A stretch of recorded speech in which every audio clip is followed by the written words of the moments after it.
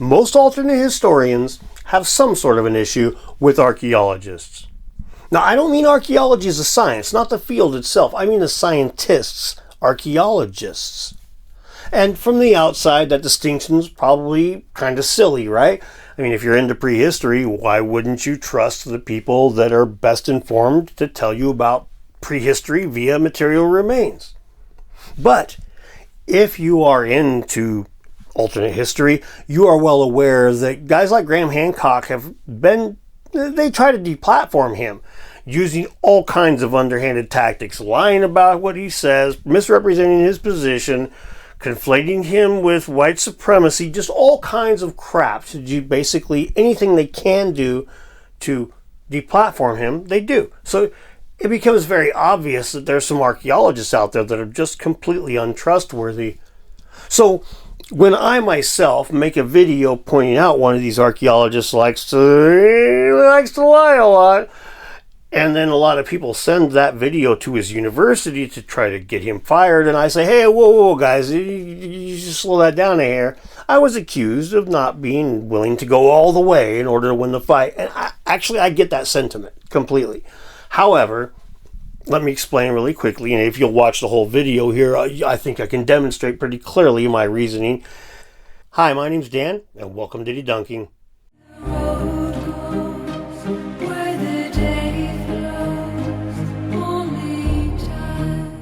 The following is an open letter to the President and President-elect of the Society for American Archaeology, otherwise known as the SAA. Dear Professors Sandweiss and Dore, I'm writing to express my concern for the growing public distrust of archaeologists. I myself am an interested amateur who is fascinated by archaeology, but I have noticed a troubling trend in the public outreach from archaeologists who attempt to publicize the field, particularly those who come from North America. Despite their actual credentials, it seems they have little credibility with a large portion of the interested public. As the bylaws of the SAA include the education of the public as one of the primary goals, I would assume this is a very concerning issue for you as well. Most people who are interested amateurs or armchair archaeologists are fascinated by the mystery of our origins, much like most professional archaeologists, I would wager. As such, the best button to press in order to educate the public is the mysterious, the tantalizing, the part of our story that still lies just outside of our ability to see. This explains why pseudo-archaeology is so popular. It usually offers some explanation for our past that is more entertaining than dirt and bones, and that answer is almost always just outside the realm of our currently accepted knowledge. Frequently, this puts professional archaeologists attempting to educate the public at a disadvantage, and the response by these archaeologists has been woefully ineffective and I dare say inappropriate. The public perception of scientists being a cut above the average human isn't based as much on research and expertise as it is on impartiality. The fact science overturns its previous findings and has a long history of murdering its darlings has, over time, led to the stereotype of scientists being less emotional and more logical than most. This, in turn, has led to science being perceived as a beacon in the dark by the masses. The public has seen the collective efforts of scientists in their fields as a distillation process of ideas, with the evidence being unemotionally evaluated and eventually presented to the public. Archaeologists who intend to educate the public seem to ignore this portion of the reputation of scientists, and this has created the issue that caused me to write this letter. I would imagine that on both a personal and professional level, the inability to usurp the grasp that alternate historians have on the public must be extremely frustrating for the archaeologists trying to challenge them. It can't be easy trying to counter the fantastic with the mundane. This certainly will create emotional moments, and with the discourse being done largely through social media, these emotions become clear to the public and stay in print forever. Oftentimes, these exchanges are extremely vitriolic, and the personal biases become apparent to anyone who cares to look. It is not uncommon to see professional archaeologists who are actively attempting to educate the interested amateur saying things that are disparaging, often as an immediate reaction to a question that sounds like alternate history. I believe this is not only damaging to the reputation of archaeologists at large, but it demonstrates the lack of awareness many of these individuals attempting public outreach bring to the table, which ultimately is a missed opportunity. The answer, as I see it, is twofold. The Society for American Archaeology should make it policy for archaeologists who are attempting to publicize science and debunk alternate historians to 1. Accept that they often will have to leave some mystery intact when debunking a claim, and 2. Refrain from personal attacks. At this point, I believe my reason for leaving some mystery behind while debunking a claim is apparent. When you are holding up a mundane concept next to an extravagant one in order to captivate the public, allowing for some of the mystery that makes the human psyche gaze in awe is imperative. This is frequently lost in Egypt. For example, one of the most common talking points of alternate historians is a timeline of the construction of the Great Pyramid in Egypt. The claim is the timeline doesn't make sense. It couldn't have been built so quickly.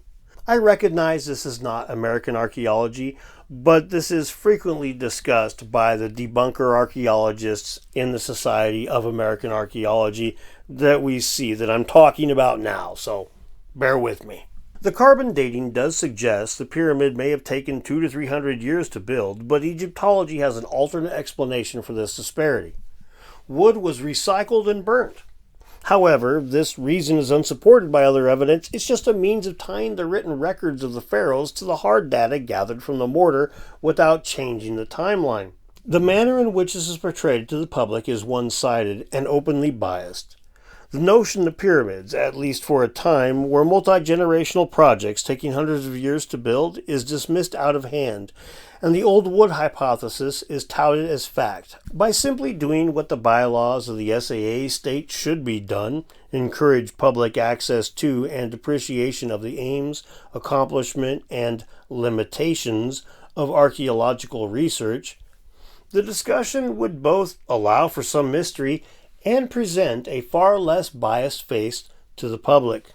Another important area this issue presents itself in is archaeoastronomy. That is the study of ancient stargazers and what they saw and believed. In the desire to dismiss the notion dating megalithic sites by the stars as viable, archaeologists frequently dismiss things that are clearly intentional, such as the undulating serpent present at El Castillo in Chichen Itza during the equinox, or the solar alignment to the Great Sphinx in Egypt. This makes these archaeologists appear uneducated or unwilling to accept this line of evidence at all, which is a very bad look to those interested in the topic. I mean, if your target audience is compelled by stellar alignments with megalithic structures, dismissal of the concept completely is clearly not going to reach them. The best example of this is the manner the proposed correlation between the three pyramids on the Giza Plateau and the belt stars of Orion is dismissed by most archaeologists, indeed, and most astronomers, out of hand, when there is work done by reputable astronomers published in reputable journals indicating the correlation is most likely accurate. However, the date of construction found is 4th Dynasty, as one would expect from the accepted timeline of the pyramids. The best work of this being done by Vincenzio Orofino in his 2011 paper, A Quantitative Astronomical Analysis of the Orion Correlation Theory. I believe it doesn't take a psychology major to recognize that using this paper to address the claims of a 12,000-year-old Orion-Giza correlation will produce better results than dismissing the correlation outright, as you are dealing with people who accept the correlation exists. Yet this is never done. The concept is mocked by those who claim to seek to educate the public, which results in these people feeling alienated and insulted. This is the missed opportunity I mentioned earlier. I believe an astute educator would utilize their would-be pupils' interests. If a person says, "I believe the stones at Pumapunku were made by ancient geopolymers," the standard approach seems to be mockery. The geology proves this is wrong. This is long debunked. Why don't you read a book, LOL? Compare that with they tested the stones, and these stones have an identical makeup as the stones in the places nearby that we believe they were quarried from. There are other sites where geologists haven't found the appropriate composition of nearby quarries These places are more likely to give you what you're looking for in the realm of geopolymers. Now, if they researched that site and found out that it's also not geopolymers, then the archaeologists have effectively killed numerous birds with one stone.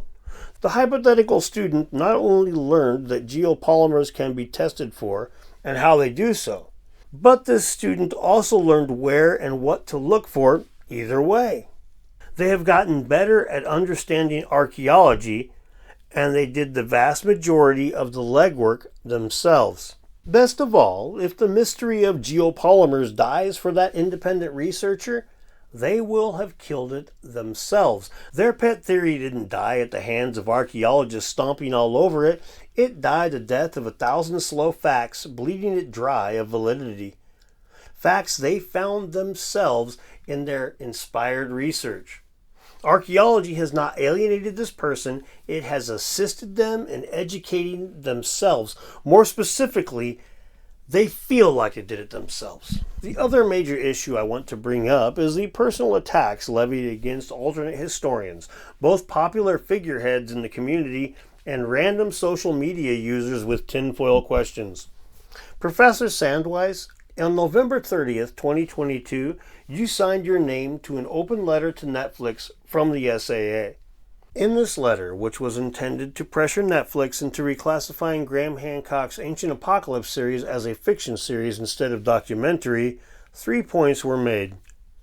The first complained of the way the series portrayed archaeologists. Now, the second point claims that there were large amounts of bad information in the series, but the third reason is what I want to focus on. Hancock is conflated with white supremacy. The letter contains the following statement. The assertions Hancock makes have a history of promoting dangerous racist thinking. His claim for an advanced global civilization that existed before the Ice Age and was destroyed by comets is not new. This theory has been presented, debated, and refuted for at least 140 years. It dates to the publication of Atlantis, the Antediluvian World, 1882, and Ragnarok, the Age of Ice and Gravel, 1885, by Minnesota Congressman Ignatius Donnelly. This theory steals credit for indigenous accomplishments from indigenous peoples and reinforces white supremacy. From Donnelly to Hancock, proponents of this theory have suggested that white survivors of this advanced civilization were responsible for the cultural heritage of indigenous peoples in the Americas and around the world. This is a cleverly worded falsehood. This theory does not date to the publication of Atlantis, the Antediluvian World in 1882. Hancock's underlying premise, which is the same as most modern Atlantis hunters, is hyperdiffusionism, the idea one culture influenced many others, a mother culture, so to speak. This concept was pioneered in modern times by Charles Etienne Brazia de Bobo in his 1862 book, Grammaire de la langue vanquiche, where he posits the Maya are the inheritors of the legacy of the Atlanteans. His contemporary, Augustus Le Planion, traveled through the Yucatan in the 1870s looking for further evidence of an Egyptian-Maya connection. He believed that modern civilization began in South America, and in his case that the Maya were the descendants of the Atlanteans. This information that contradicts the letter to Netflix has been presented to multiple SAA members, including at least one of the people who helped write the letter. When archaeologists are asked about the false origins that they claim hyperdiffusionism came from, they're quick to say, neither de Borbor nor Le Planion claimed a comet was the means of destruction. Look closely at the letter we sent to Netflix. It says comet. This is referencing an entirely different theory. But to the casual observer, or to the astute observer, it is clear the intent of this portion of the letter isn't about the comet. It represents concerns about the stealing of credit for the construction of these edifices from indigenous people.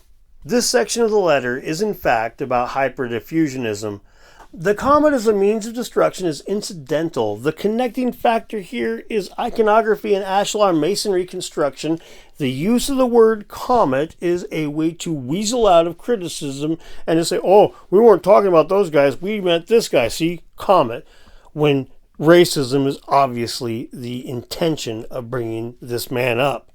Now, to be frank, this looks very dishonest, which is entirely unexpected from a scientific body that has advised the U.S. Senate on numerous occasions.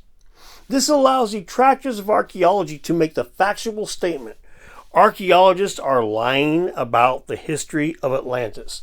I don't think that I need to elaborate on why that's a bad look in a debate where one of the main talking points is archaeologists hide information about Atlantis.